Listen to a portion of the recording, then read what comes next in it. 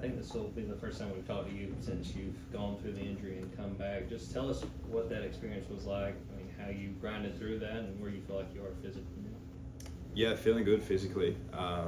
Obviously, getting back out on the field is the biggest confidence boost of all. So, had a few weeks going now, and obviously got a few weeks in the bye. So, physically feeling really good, ready to keep going through the season. And the process was definitely a slow one. You learn a good amount of patience when you kind of get frustrated because you feel good, like you'll be able to walk around and live a very normal life, but that last kind of 20 to 30% of the, I guess, athleticism that involves the punting is the part you can't do. So yeah, definitely learned a good amount of patience, but feeling good now.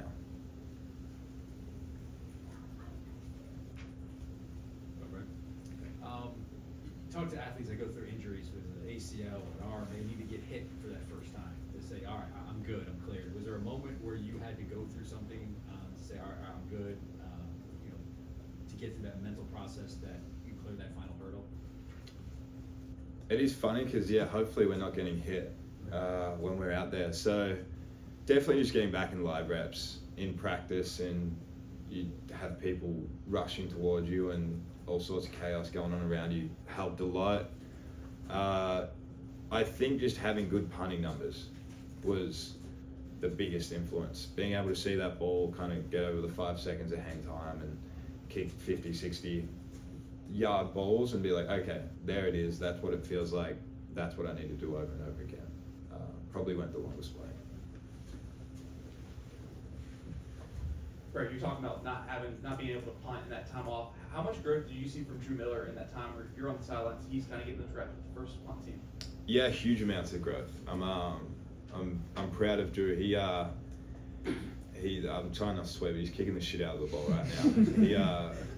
His progress over his last year this year is in a much better spot than I think I was going into my sophomore year, and I'm super excited to watch Drew go about his time at Georgia. I think I don't really have any records here, but I don't think it would matter after he's going to play a few years here. He's improved, not improved, he was always a talent, but he's found that consistency and that performance level at practice, and I'm super excited to watch him go about his business for years to come. Right, I guess this will be your third game against Alabama, maybe. What stands out about kind of, what that game is compared to maybe some others that you've had at Georgia? Like, do you feel the intensity different level, that the fans, raising it up a few notches as well? I think it's obviously, they're a quality outfit. The talent they have and the talent we have. So anytime you get two elite programs going head to head, it results in some good games that we've all seen in the past. So obviously we want to win the SEC, and we know Alabama is always going to be a top team in the SEC. So anytime that game comes up, you get excited. You know it's going to be a good challenge, really, to test where we're at and where we're going this year. And it's definitely exciting that Sanford Stadium's getting excited for it. So looking forward to it. Yeah, you mentioned the home atmosphere. What kind of impact can that have on a team? Obviously, 2022 game against Tennessee, you had a massive punt in that game. How do fans sort of make an impact during the course of a game or between two elite programs? I think it's just that little edge. When you have two teams that are so evenly matched, talent and caliber-wise, the fans maybe it's a few false starts from their offense. Maybe it's just the offense taking the momentum from a lot of energy running out on the field. But any little thing, it's kind of like special teams. Just getting that little edge can be a huge part in a game that's going to be this close and this challenging.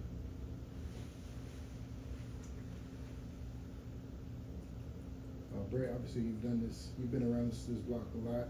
Just where are you kind of mentally just about this being your final time? You don't know how many more of these type of games you're going to get in Sanford Stadium. Just where are you kind of going into this, just trying to take in the experience, I guess, with it all? Yeah, definitely. Coming from Australia, I think I've always had a really good appreciation for the things I've gotten to experience over here. And going into this last year where I know it's my last, there's no waivers or COVID years or anything I can add to the end of this. So just taking it all in and being extremely appreciative of this opportunity that I've had and the opportunities we're going to have going forward. It's definitely been the experience of a lifetime, and I'm looking forward to experiencing this weekend. My family's coming in from Australia. They're just about to jump on the plane right now, actually. So getting to share that with them is something we'll remember forever. And credit to the Dog fans for making me feel so welcome and making it the home atmosphere that I've gotten to experience so often. Brett, what is that experience as a special teams player when you have these loud crowds, which obviously when you're out there at home it might be a little different, but just the feeling it's like when the crowd is into it and how it can affect the third phase specifically of the game? Yeah, it's awesome. It kind of gives you that little just pre-game. You feel that little boost. Obviously, there is a lot of time of the game that we know we're not in. Anytime our defense is out there, I know I'm not participating in a football game. So I get to kind of appreciate how loud those fans get and the football game itself in that. And then when our offense gets the ball, it's not ideal when I run out there. Obviously, no one wants to see me run out there. But with how loud they've been and the energy that they've kind of created in the stadium, it gives me that little bit of adrenaline, so to speak, and that good feeling going out there. And hopefully I just want to help in that sense, that give the defense a long field that I know the fans can get behind and really help the defense. So it's a good hand-in-hand kind of deal. Few quick things on your family. Who's coming over? Have they been to games before? Kind of walk me through that. Yeah, mum and dad, and then my sister Casey and her boyfriend Josh. So Josh, her boyfriend has never been. My sister come freshman and sophomore year, but this will be her biggest home game experience. And then mum and dad have been over 4 times. This will be their 5th time now. So they're veterans on the trip. The veterans. What was their welcome to the big time football moment? Do they just think this is like, oh my God, my son is kicking from 100,000 people? Kind of a surreal moment for them. Yeah, I feel old. It was so long ago now, but freshman year getting here and seeing the tailgates and everything around the actual football. Obviously, they can watch the football on TV, see the crowds, but everything that come around it, and each year, I guess, the more people they meet, the more people they know. So they love coming over here. They're super appreciative of all the Dog fans that have made them feel welcome, and they're looking forward to it. But they got Tennessee last year, so I think that was their biggest, and they've seen the Natties. The Natty and the playoff game before that, and my sister probably nothing close, and obviously Josh's first time. We caught Coach Bennett kind of catches you coming off the field after a punt at Tennessee. What are those conversations like from him? Is he that needed to be higher, that needed to be in a different direction? What are those conversations like as he gets you coming off the field? Are you making adjustments in game?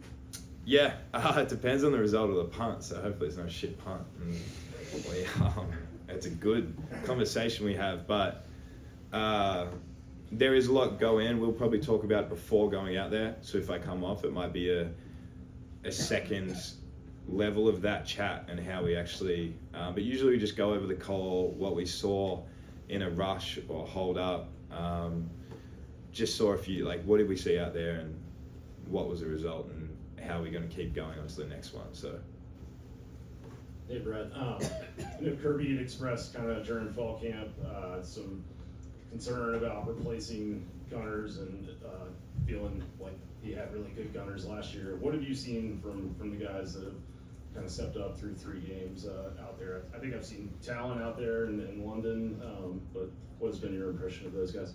Yeah, Thailand, KJ, and obviously London have been the prominent 3 right now. I think that's the joy of playing at Georgia. You've got a lot of talent that you can put into that position and a lot of guys that can fly. So it's been exciting watching those guys go through all of fall camp. They've got huge shoes to fill. I think, I don't know the exact number, but we did about 26 or 27 games without a positive punt return yard. So there are big shoes to fill, but we have the right people to do it, and I just got to give those guys a chance and hopefully make their job easier. The more I put on the ball, the easier it is for them, but so far they've been really promising. I'm excited to have those boys out there and fly into the ball. It gives me confidence that I can really just go out there and let the ball fly. Time for our final question. Hi, Brett.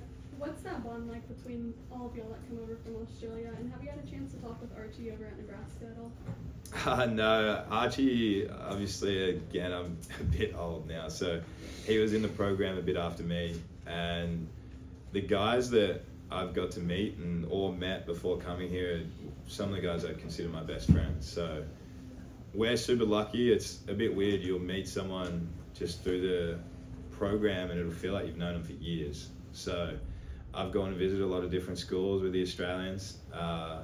There's something different about having a beer with an Australian. So I definitely enjoy when we get time off to go catch up with the lads, and especially just seeing them pre-game. Like Jackson Ross is one of my closest friends, so it's funny just bumping into each other in front of 100,000 people coming from Australia and getting a chat about what we're about to go experience for the game. So it's definitely awesome having those boys over here. We go through a lot of the same stuff.